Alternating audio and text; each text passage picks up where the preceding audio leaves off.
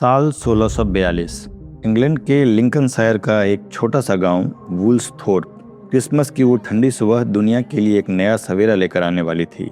इस दिन एक ऐसे बालक का जन्म हुआ जो इतना कमजोर था कि किसी ने उसके बचने की उम्मीद नहीं की थी, लेकिन नियति को कुछ और ही मंजूर था। यह जन्म था आइजैक न्यूटन का।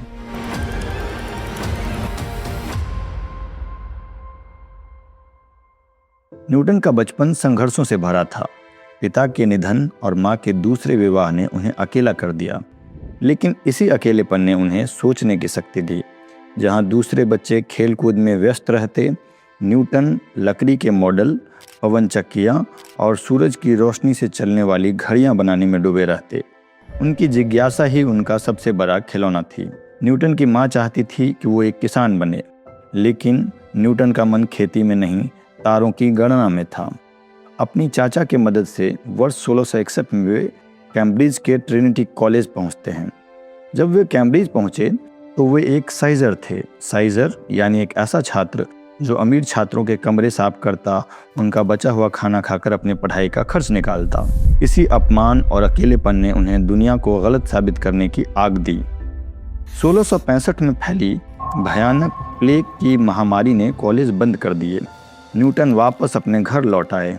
इतिहासकार इन 2 सालों को एनस मार्बिलिस यानी चमत्कारी वर्ष कहते हैं, क्योंकि इसी एकांत में न्यूटन ने कैलकुलस की नींव रखी और प्रकाश के रहस्यों को सुलझाया। और फिर वह मशहूर घटना घटी, वो था एक सेब का पेड़ से गिरना। न्यूटन ने सिर्फ गिरता हुआ सेब नहीं देखा, बल्कि एक सवाल पूछा, आखिर यह सेब नीचे ही क्यों गिरा? ऊपर क्यों नहीं गया? दाएं या बाएं क्यों नहीं गिरा? इसी सवाल ने जन्म दिया गुरुत्वाकर्षण यानी कि ग्रेविटी के सिद्धांत को, जिसने ब्रह्मांड के तारों और ग्रहों की गति को एक सूत्र में बांध दिया। न्यूटन ने दुनिया को देखने का नज़रिया बदल दिया। उन्होंने साबित किया कि सफ़ेद रोशनी असल में 7 रंगों का मिश्रण है। उनकी किताब प्रिंसिपिया मैथमेटिका को आज भी विज्ञान के इतिहास की सबसे महत्वपूर्ण पुस्तक माना जाता है। उन्होंने गति के नियम यानी कि लॉज ऑफ मोशन दिए, जो आज भी इंजीनियरिंग और भौतिकी का आधार है। आइजैक न्यूटन एक ऐसा नाम जिसने ईश्वर के बनाए ब्रह्मांड के नियमों को डिकोड किया, लेकिन इस महानता के पीछे एक ऐसा भी इंसान था जो जितना प्रतिभाशाली था उतना ही जटिल और जिद्दी भी था। आज हम न्यूटन के उस सफ़र पर चलेंगे जहां विज्ञान के साथ साथ अहंकार, संघर्ष और एक ऐतिहासिक जंग की कहानी भी छुपी है। 1665 के प्लेग के दौरान न्यूटन ने गणित की एक नई शाखा खोज निकाली, जिसका नाम था कैलकुलस। उन्होंने इसका नाम दिया फ्लक्सियंस। लेकिन न्यूटन के साथ एक समस्या थी, वो अपने खोजों को दुनिया के सामने लाने से डरते थे। वो आलोचना बिल्कुल भी बर्दाश्त नहीं कर पाते। और इसी बीच जर्मनी में एक और जीनियस उभर रहा था, जिनका नाम था गॉटफ्रीड विल्हेम लाइबनिज।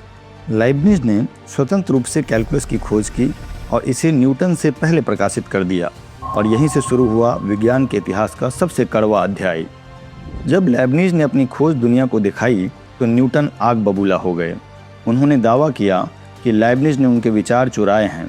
यह विवाद सिर्फ गणित तक सीमित नहीं रहा, यह एक युद्ध बन गया। न्यूटन उस समय रॉयल सोसाइटी के अध्यक्ष थे। उन्होंने खुद एक गुप्त समिति बनाई ताकि यह जांच की जा सके कि कैलकुलस का असली हकदार कौन है। हैरान करने वाली बात तो यह थी, इस जांच की रिपोर्ट भी न्यूटन ने खुद ही लिखी थी, जिसमें उन्होंने लाइबनिज को धोखेबाज करार दिया। आज के वैज्ञानिक मानते हैं कि दोनों ने अपनी अपनी खोज स्वतंत्र रूप से की थी, लेकिन इस लड़ाई ने लाइबनिज को मानसिक रूप से तोड़ दिया और न्यूटन को एक कठोर प्रतिद्वंदी के रूप में स्थापित किया। न्यूटन की प्रतिद्वंदिता सिर्फ लाइबनिज से नहीं थी, और रॉबर्ट हुक के साथ भी उनके गहरे मतभेद थे।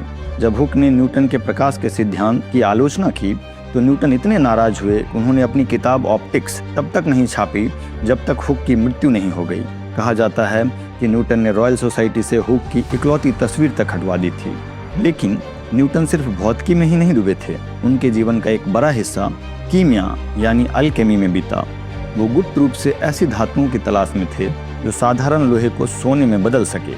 उन्होंने ऐसे प्रयोगों में अपना आधा जीवन बिताया जिन्हें आज हम अंधविश्वास कह सकते हैं, लेकिन न्यूटन के लिए सत्य की खोज का हर रास्ता जायज़ था।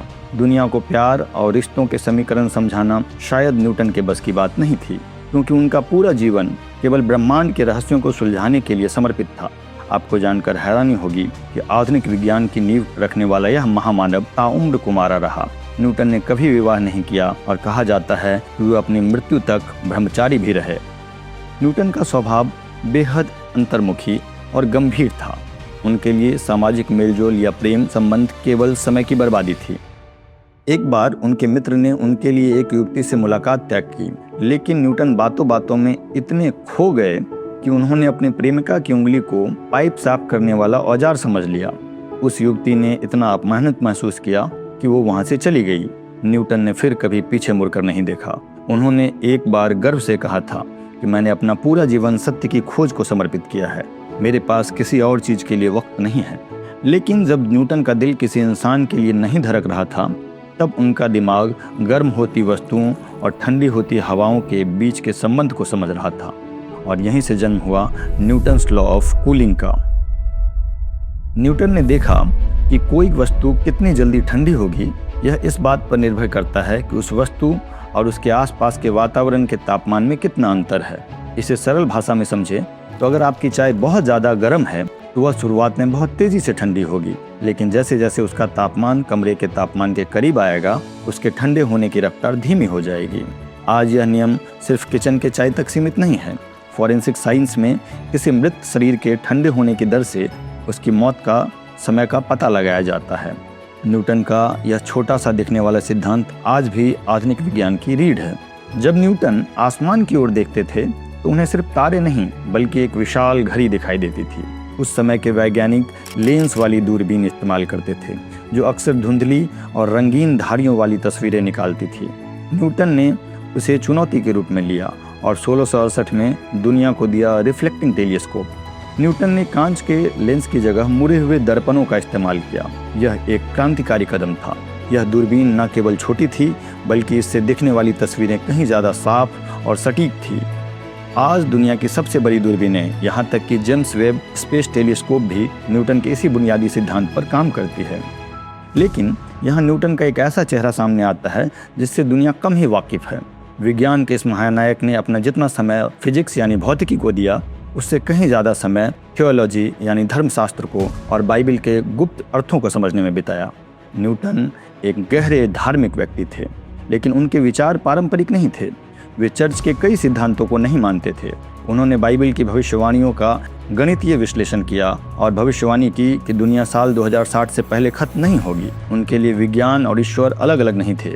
वो मानते थे कि गुरुत्वाकर्षण के नियम और गति के नियम असल में ईश्वर के हस्ताक्षर हैं जिन्होंने इस ब्रह्मांड को बनाया।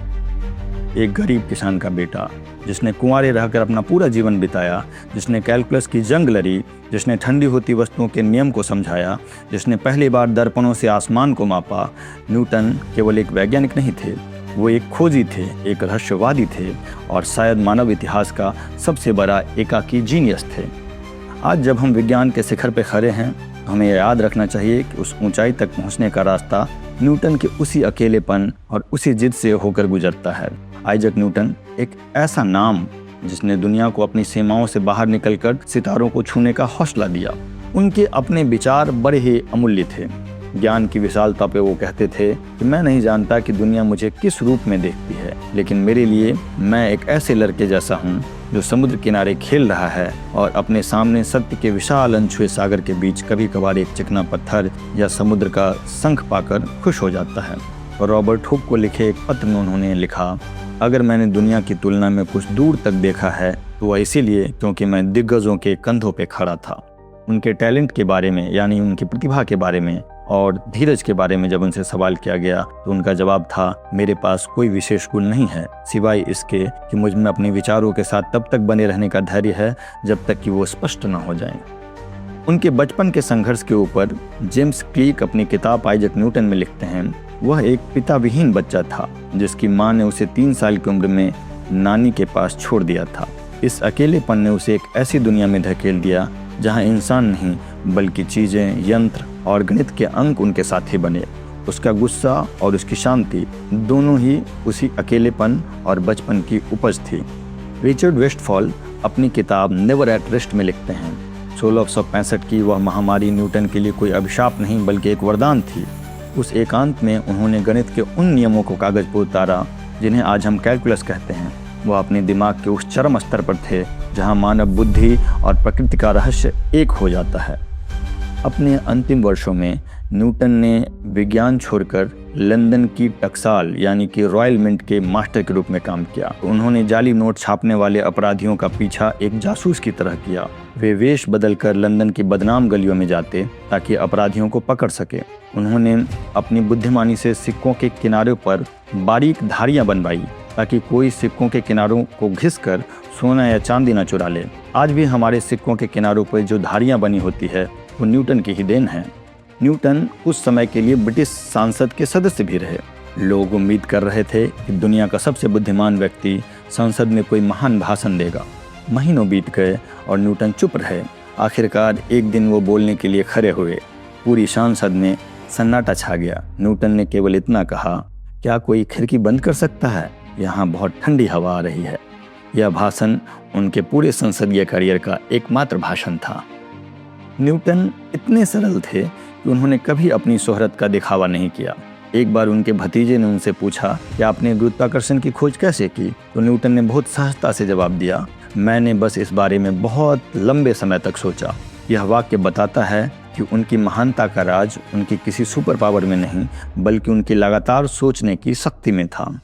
1727 में जब उनकी मृत्यु हुई तो उनके शरीर में पारे की भारी मात्रा पाई गई। शायद उनके रासायनिक प्रयोगों के कारण उनके शरीर में पारे की इतनी मात्रा हो गई थी। न्यूटन कोई देवता नहीं थे। वो एक ईर्ष्यालु, गुस्सैल और जुनूनी इंसान थे, लेकिन उनकी इसी सनक ने मानव जाति को मध्यकालीन अंधेरे से बाहर निकालकर आधुनिक विज्ञान की रोशनी में खड़ा किया। न्यूटन के जीवन से हमें एक बड़ी सीख मिलती है और वो है फोकस। जब पूरी दुनिया प्लेग के डर से घर में बैठी थी, न्यूटन ने उस समय को अपनी सबसे बड़ी खोजों में बदल दिया। आपदा को अवसर में बदलने का एक असली जीनियस ऐसे ही लोगों को कहा जाता है। वेस्टमिंस्टर एबे में उनके कब्र पर लिखा है, इंसानियत को इस बात पर गर्व होना चाहिए कि ऐसा महामानव कभी अस्तित्व में था। Mortals should rejoice that there has existed such and so great ornament of human race.